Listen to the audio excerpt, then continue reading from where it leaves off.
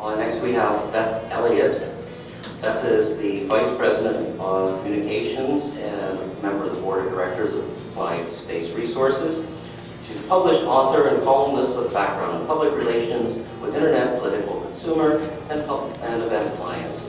She has developed legal education programs, co-directed a successful state legislative lobbying campaign, edited a university-level anthropology book, and developed and programmed hypertext database products on alternative dispute resolution and labor and employment law. And I guess, are you ready with the electronics there? Okay, well, I'll hand it over to Beth then.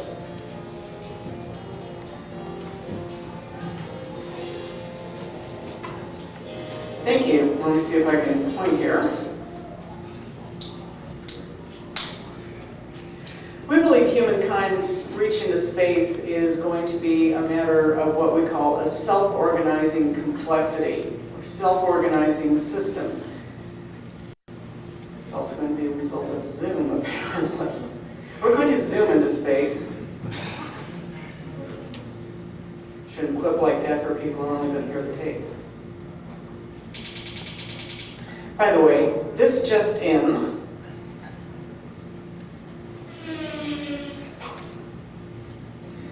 Applied Space Resources has just signed a letter of intent with Rotary Rocket, a 5-year letter of intent for launch services at a fixed price per pound beginning in the year 2002. And now, without further cutesy sound effects,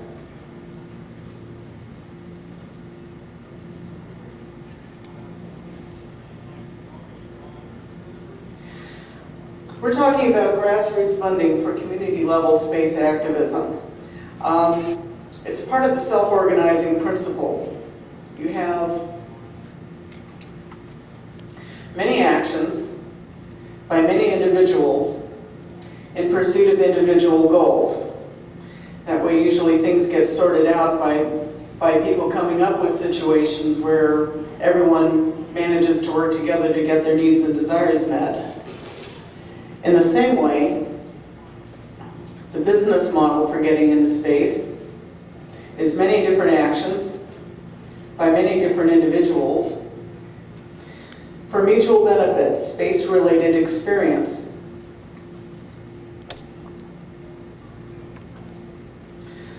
Now, grassroots activists have done a lot of the work that's going to open the door to private space ventures. For example, you lobbied to defeat U.S. ratification of the UN Moon Treaty, which of course, if that treaty were ratified by the U.S., saying that those planetary bodies, including the moon, belong to all humankind, we would not be able to do what we're doing with the Lunar Retriever 1 sample return mission. We would not be able to tell investors, potential investors, how much of the sample return we would be able to keep and how much would have to be redistributed. So we are in your debt for that one. And you also lobby for passage of the Commercial Space Act, which also benefits us from everything from NASA being mandated to buy services from private companies to the FAA coming up with licensing for re-entry. You also keep the dream of space alive through the educational programs that you do, both individually and through your local NSS chapters.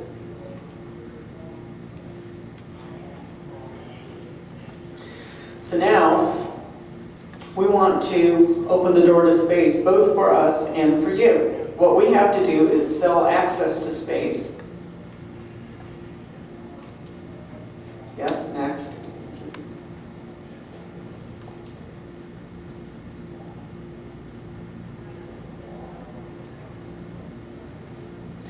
Sell the idea of private access to space, which is both informing the public that it can be done and that it is a beneficial thing.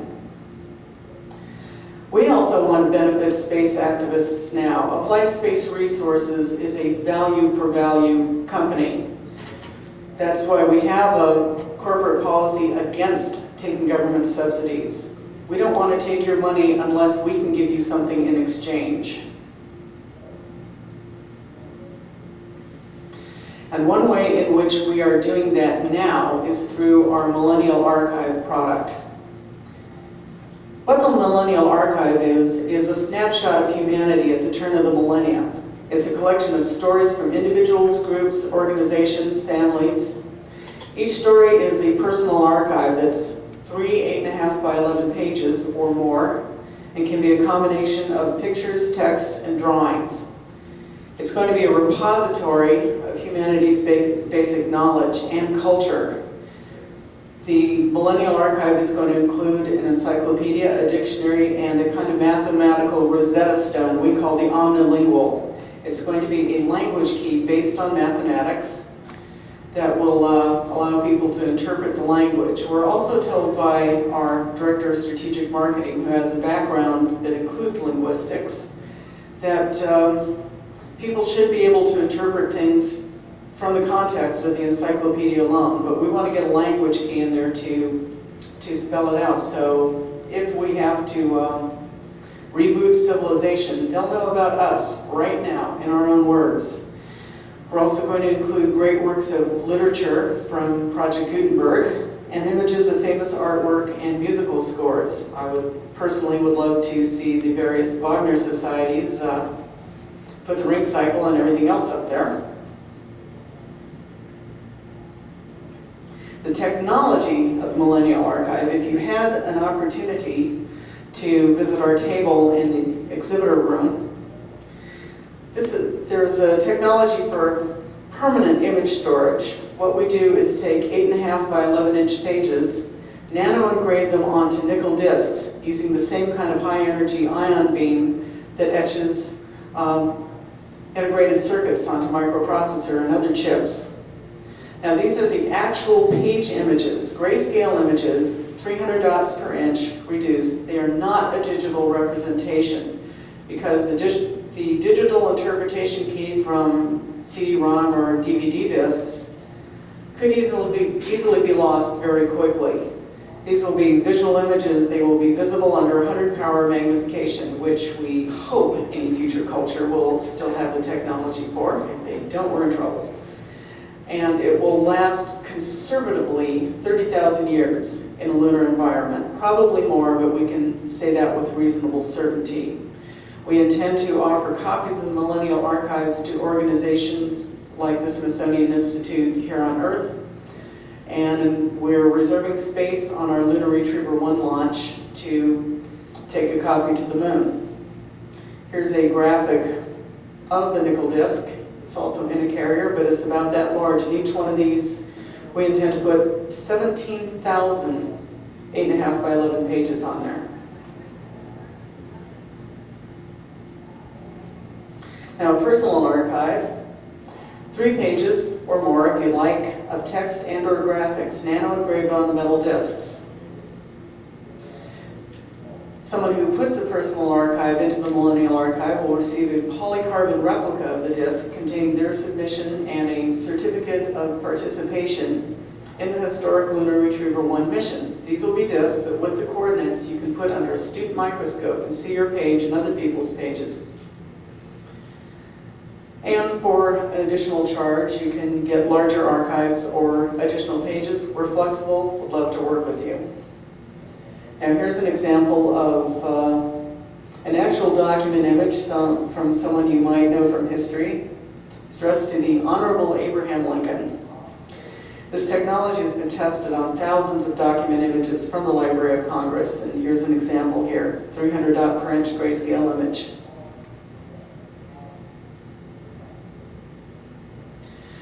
Now, as part of this, the Millennial Archive is for humankind.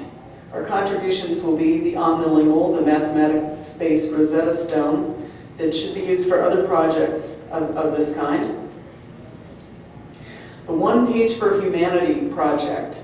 Since not everyone in this world is online and will go to our website and take part in this, for every personal archive sold, we are going to reserve an extra page that nonprofit organizations can make applications to use those pages to represent the cultures of pre-technological peoples. We want as much of humankind to be represented, and people on other continents won't necessarily be wired. So we're going to make sure that this is not a skewed picture of just the technological peoples, but hopefully of everyone.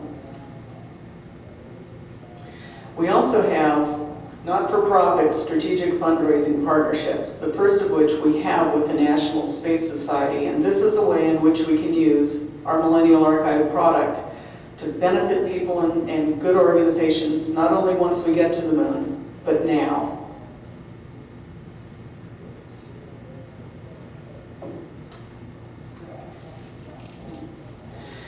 For every personal archive that is sold through the National Space Society, individual members or chapters, $50 of the basic $189 retail price for the first 3 pages will go as a donation to the National Space Society. If that sale comes through a chapter, and all you have to do is put your chapter name or number on the form, chapters earn 60% of this for direct sales. That's $30 per personal archive. There's also an opportunity for the early adopters to be on disc number 1. And for NSS members, we'll give you a 4th page free. You may have seen the ad in the back of the previous issue of Ad Astra. We have forms that are tabled. We also have forms that can be downloaded online. We're at appliedspace.com. We also have a site that's linked for their millennial-archive.com. And if you put anyone who puts a personal archive on the Millennial Archive is taking part in the Lunar Retriever mission. Therefore, the certificate of participation, and as you watch it hopefully on television when we go, or in the sky, you'll be able to say, I'm part of that, and you will be. Okay, my local chapter, the Golden Gate Space Frontier Society, is doing a program to kick off a charity benefit program using the Millennial Archive. We're going to do an event on the 20th of July to celebrate the Apollo 11 landing. Doing it in Oakland, California. We're going to have industry and government representatives there. I'll be there, so the ASR rep is confirmed. We said with our work with Rotary Rocket, we're going to try and get someone from them there. They're across the bay in Redwood City. They have a video of simulated Roton launch. Should be able to get someone from the city council there. I'm also going to try and get Oakland's mayor there, although I fear that he might not want a revival of the nickname he had when he was governor of California, Governor Moonbeam. But hope Jerry Brown will get there nonetheless.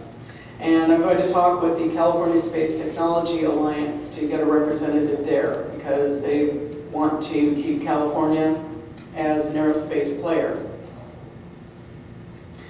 And what we're going to do with the proceeds from every personal archive we sell and take that $30 that comes back to the chapter, we're going to give that to a volunteer program that provides materials and organizes volunteers to go into the schools to do painting and fix-up. And in the East Bay, a lot of the children's playgrounds have deteriorated, so there will probably be a lot of work going into those. So here, we benefit the public, it's space benefiting the public now, and in the process, it draws attention to the chapter, which is attempting to do a membership drive and build back up. So the benefits are spread all around. It's a value for value type of thing, which is our philosophy, and I personally like a whole bunch. And that's just one example of what can be done using the Millennial Archive as a fundraising tool. Other publicity generating possibilities are the annual lunar buggy races. You can support a local team of students building a lunar buggy.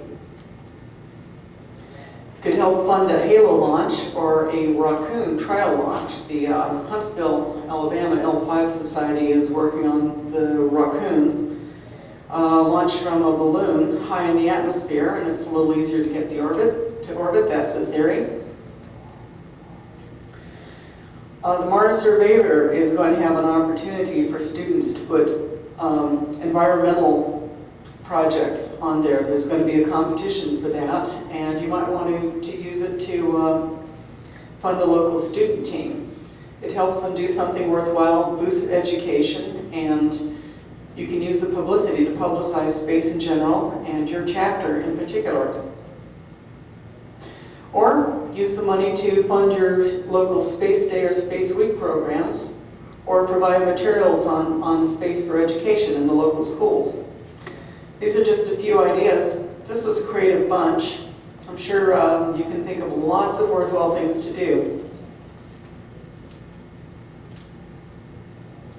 So I'd like to remind you again of the potential benefits of using the Millennial Archive as a fundraising tool.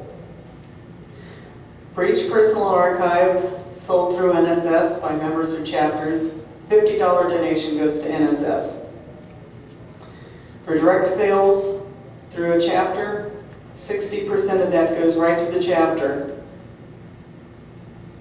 There's the opportunity for people who get in now through NSS to be on Disc 1. NSS members get an additional page free, 8.5 by 11 page, text, graphics, print it off your computer, send us a disc. And we're going to add there, in addition to building space, one disc, or about 5,600 personal archives at $50 donation for each personal archive going to NSS could potentially add up to $280,000. So our question is not only what do you want to say to the future, but hey, what do you want to do with $250,000? And we're here to help you with anything that you want to do publicity-wise. We have communication staff who can help you with copywriting, publicity ideas, forms and graphics. Feel free to call on us. We're here, we have our website, we have our phone number, 1-888-MY-ARCHIVE. Do be in touch, because we're promoters of space, we're promoters of the NSS, and anything we can do to help you build your chapters, do fundraising, worthwhile projects, and promote space, this is for you. So any questions? Denise? I've been applied space. I just want to add an amplification that the management team at Felby was so impressed by the civilian astronauts, of course, responsible entrepreneurship for returning everybody's money, that all the proceeds from the Millennial Archive is going to be put into an escrow account until we actually achieve the delivery of the product to the moon or hire a different entrepreneur to deliver it in order to the mission fails. So I just want to make that amplification that this money is not going to go into our corporate operating budgets until we're actually able to deliver the product to the moon. Yeah, for those of you who couldn't hear over the cutesy rock and roll music, we're big on ethics in our company. We're very impressed by how the Civilian Astronaut Corps, which unfortunately went under, really went the distance to refund the monies they received. Aside from the production costs for the Millennial Archive discs, we're going to keep this, and aside from the $50 donation for each personal archive going to NSS, we're going to keep this money in escrow until we get this puppy to the moon. Yes, sir. How did you arrive at the pricing? Did you make some market surveys, or is it just cost-based? Combination of both market surveys and cost-based for the price of the Millennial Archive. It has to do partly with, you know, what kind of price decisions do people make for something like this, which has immediate value, participation in the mission, and something to be able to, in a way, it's a kind of immortality. And we definitely, we put a margin in there so we would be able to do things like this, the donation program. If it's 300 dots per inch, what's the smallest font size that could be put on the pages? If you were to send hard copies or something, or to send a file, how small a font could you put on a How small a font could you put on for the 300 dots per inch? 8-point should be at the limits of readability. I personally wouldn't want to put anything smaller than 10-point on there. Obviously, proportional spacing font, so you get more words on a line. Is there going to be instructions on that, guidelines on how to fill stuff out, or is it up to the person who's And we have guidelines in our packet, and I think we. It's an application, we're also going to take waste imaging, so we can bring it down pretty far. So if your document's able to support 300 dots per inch visible, when we photo reduce it, you'll be able to pull it off. The actual maximum density is 95,000 per page. But we start losing some resolution and increase the possible distortion of solar wind. So we're keeping it 17,000. So feel free, if you want to put a nice black and white photo of yourself up, we'll be able to reproduce that.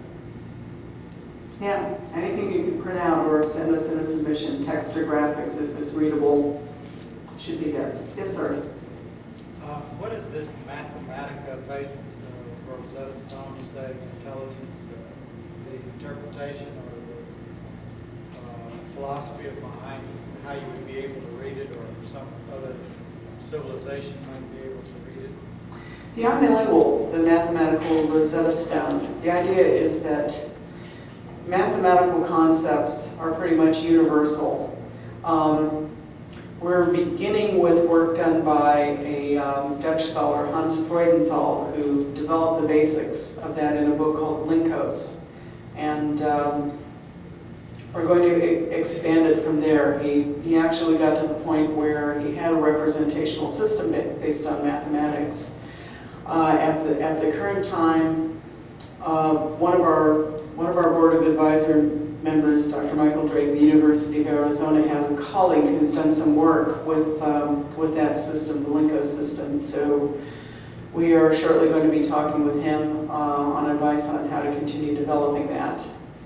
As I mentioned, one of our team, who has background in linguistics, believes that the encyclopedia should provide enough context for people to interpret it, but we want to take the work that's been done, develop an English, a math to English, Linkos to English dictionary, the mathematical Rosetta Stone, then with one language, English, can add other translation dictionaries, English to Spanish, English to French, and have a tool where we basically can teach anyone the language, and they can read it directly without having to try and figure it out and possibly get cultural distortions. But with the encyclopedia, we know that people on their personal archives will use slang terms that will be very shortly out of date. 5 minutes. So the idea is to develop this key further, so it's a direct translation tool, and any future civilizations won't have to guess. We're hoping that there will be a continuity of civilization.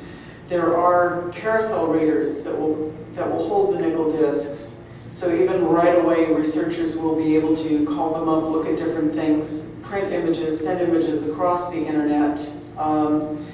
So even say in 20 years when people want to do something about what was this Millennium fever all about, they'll be able to see people's own words. And as generations and centuries go by, it will continue to be a research tool. And they'll, with a dictionary, in about 3 centuries, it'll be like having a glossary of Shakespearean terms. This is what it means in contemporary English, etc.